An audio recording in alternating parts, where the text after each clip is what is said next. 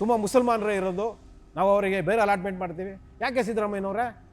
ಸಾವಿರಾರು ಲಕ್ಷಾಂತರ ಎಕರೆ ವಕ್ಫ್ ಬೋರ್ಡ್ನಲ್ಲಿ ಜಮೀನುಗಳಿದೆಯಲ್ರಿ, ಏನಕ್ಕೆ ಇಟ್ಕೊಂಡಿರೋದು ವಕ್ಫ್ ಬೋರ್ಡ್ನ?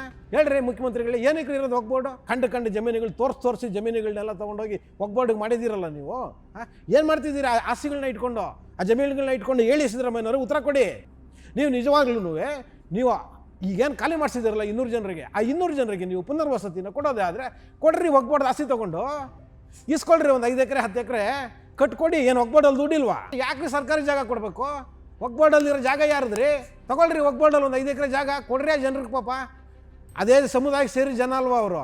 ಆ ಸಮುದಾಯದ ಉದ್ಧಾರಕ್ಕೋಸ್ಕರ ನಾವು ವಕ್ಫ್ ಬೋರ್ಡ್ನ ಇಟ್ಕೊಂಡಿರೋದು. ಕೊಡ್ರಿ ಅವ್ರಿಗೆ ಕಿತ್ತು ಕಟ್ಕೊಡ್ರಿ ಮನೆಗಳನ್ನ. ಯಾಕೆ ನಮ್ಮ ದುಡ್ಡಲ್ಲಿ ಕೊಡ್ತೀರಿ?